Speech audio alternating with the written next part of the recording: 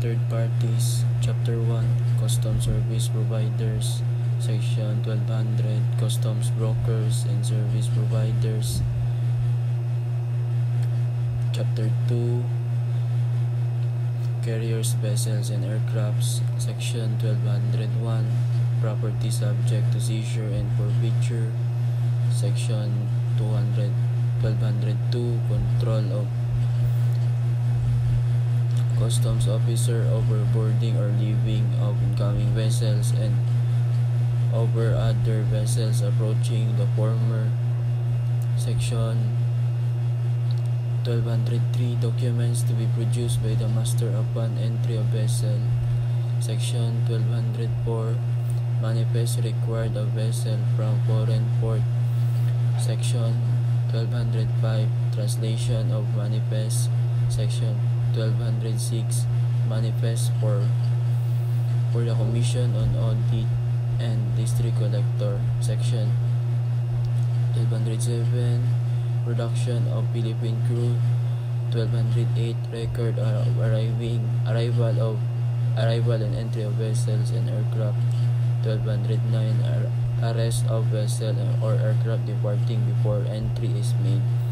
1210, Discharge of ballast. 1211, Time of unloading cargo. 1212, Entrance of vessel through necessity. 1213, Unloading of vessel in port from necessity. 1214, Entry and clearance of vessels of foreign government. 1215, Clearance of vessel for foreign port. 1216, Detention of warlike vessel containing arms and munitions. 1217, Oath of master of departing vessel. 1218, Extension of time for clearance. 1219, Advance notice of aircraft arrived. 1220, Landing of international airport of entry. 1221, Report of arrival and entry of aircraft. 1212, 1222, Documents required in making entry for aircraft. 1223, Manifest for the Commission on Audit and District Collector. 1224, Clearance of aircraft for foreign port. 1225, Oath of person in charge of departing aircraft. Chapter 3, Other third parties. 1226, Supervision and regulation of third parties. Chapter 4, Authorized and economic operators. 1227, Treatment of AOs. 1228, Trade facility for AO. Title 13, Customs fees and charges. 1300, Customs dues and fees and charges. 1301, General provision on the authority to increase or decrease dues, fees, and charges. Title 14, Offenses and penalties. Chapter 1, Crimes and other offenses. 1400, Misdeclaration, misclarification, undervaluation in goods declaration. 1401, Unlawful importation or exportation. 1402, Failure or refusal of third party to give evidence or submit documents for assessment. 1403, Other fraudulent practices against customs revenues. 1404, Failure to declare baggage. 1405, Vessel, seacraft, or aircraft departing before undergoing customs formalities. 1406, Obstruction to boarding officer. 1407, Unlawful boarding or leaving of vessels or aircraft.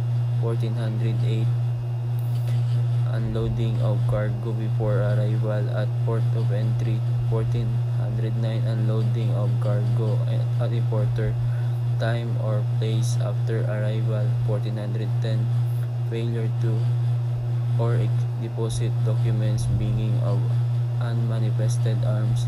1411 explosive or war equipment. 1412 failure to supply advance and requisite manifest.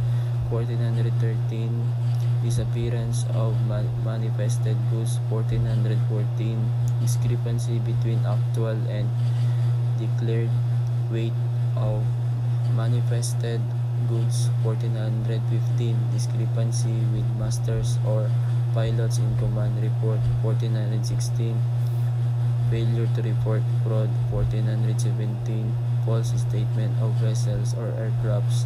1418 affixing seals.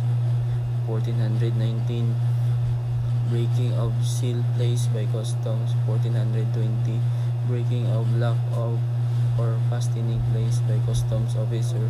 1421 removal, breakage, and alteration of marks. 1422 unauthorized withdrawal of imported goods from bonded warehouse. 1423 removing or repacking goods in warehouse. 1424 removing goods from customs custody, failure to pay duties and taxes. 1425 charges. 1426 breach of security. 1427 failure to keep importation records and full of access to customs officer. 1428 concealment or destruction of evidence of fraud. 1429 other offenses. 1430 violations of this act and rules and regulation in general. Chapter 2 penalties imposed upon bureau employees. 1431 statutory offenses of officer. 1432 failure to report fraud. 1433 liability for other offenses. Title 15 miscellaneous provision. 1500 information, decision and ruling. 1501 period to issue ruling.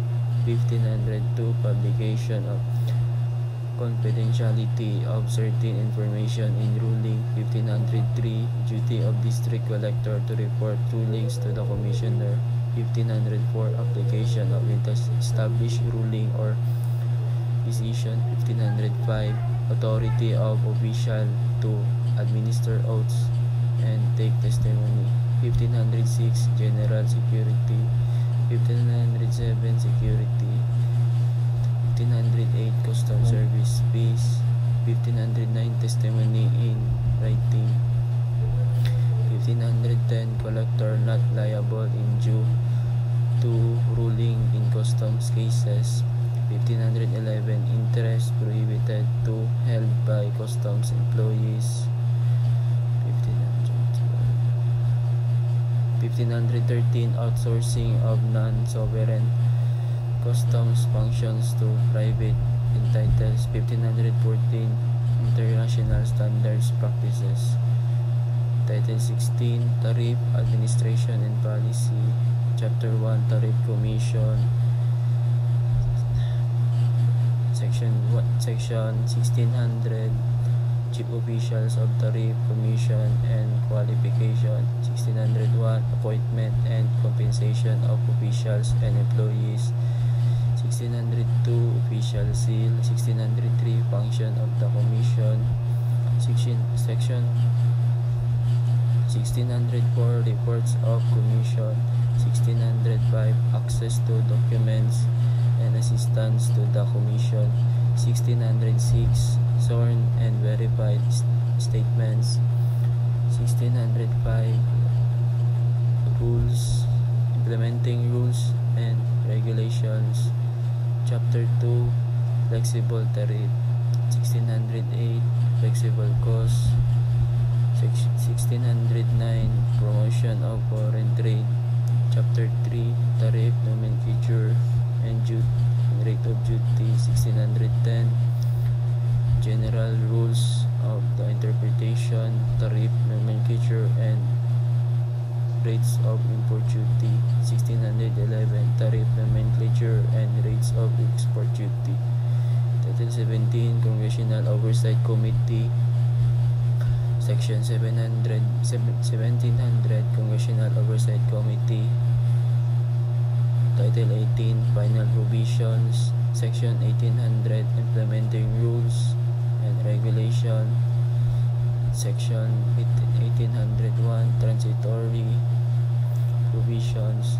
Section 1802, Saving Clause.